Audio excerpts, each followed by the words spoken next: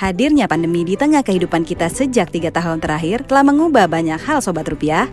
Satu yang paling mendasar adalah perubahan cara berinteraksi melalui gawai atau tanpa tatap muka. Tak hanya itu, aktivitas harian yang cenderung meningkat dari tahun ke tahun menuntut masyarakat untuk beradaptasi dengan kecepatan waktu yang dinamis. Namun, bagaimana jika inovasi yang ada saat ini tak bisa mengimbangi kebutuhan manusia yang serba cepat? Berapa banyak waktu dan biaya yang terbuang jika kita tak beranjak dari sistem yang konvensional? Menjawab kebutuhan ini, Bank Indonesia bergerak cepat dengan terus melakukan serangkaian inovasi.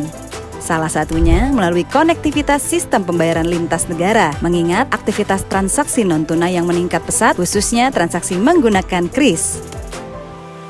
Asosiasi Sistem Pembayaran Indonesia mencatat volume transaksi kris secara nasional baru mencapai 5 juta kali dengan nilai total transaksi 365 miliar rupiah pada Januari 2020. Angka ini terus meningkat pada bulan-bulan berikutnya, hingga pada Agustus 2022 terdapat 91,7 juta kali transaksi kris dengan nilai total 9,66 triliun rupiah. Melihat perkembangan ini, Bank Indonesia berupaya memperluas penggunaan kris agar dapat digunakan sebagai alat pembayaran yang sah di negara-negara tetangga, atau yang dikenal dengan istilah QR cross border. Apalagi QR cross border dapat berperan penting dalam meningkatkan efisiensi transaksi, mendukung digitalisasi perdagangan dan investasi, serta menjaga stabilitas makroekonomi dengan memperluas penggunaan penyelesaian transaksi menggunakan mata uang lokal.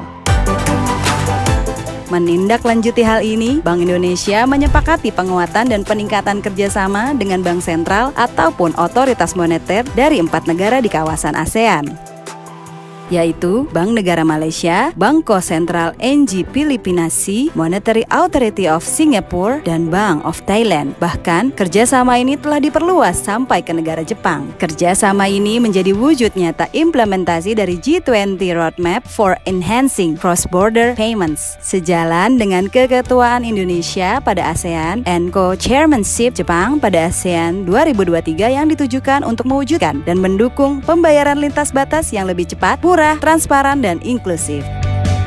Kerjasama konektivitas pembayaran kawasan ini meliputi beberapa skema konektivitas sistem pembayaran, termasuk QR Code and Fast Payment. Apa saja cakupan dalam kerjasama konektivitas pembayaran kawasan tersebut? Pertama, mendukung dan memfasilitasi perdagangan serta investasi. Kedua, pendalaman pasar keuangan. Ketiga, remitansi. Keempat, pariwisata. Dan kelima, aktivitas ekonomi lintas batas lainnya.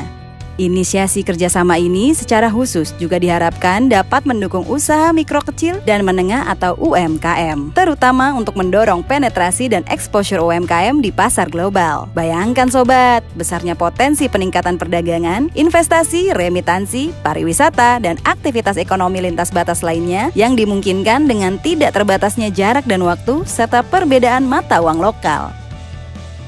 Kedepan, langkah, upaya, dan kebijakan yang ditempuh Bank Indonesia tentunya tak berhenti di sana Sobat. Bank Indonesia terus menginisiasi, memperkuat, dan memperluas kerjasama dengan berbagai mitra strategis internasional untuk menciptakan sistem pembayaran lintas batas yang lebih murah, cepat, transparan, dan inklusif karena Bank Indonesia ada di setiap makna Indonesia.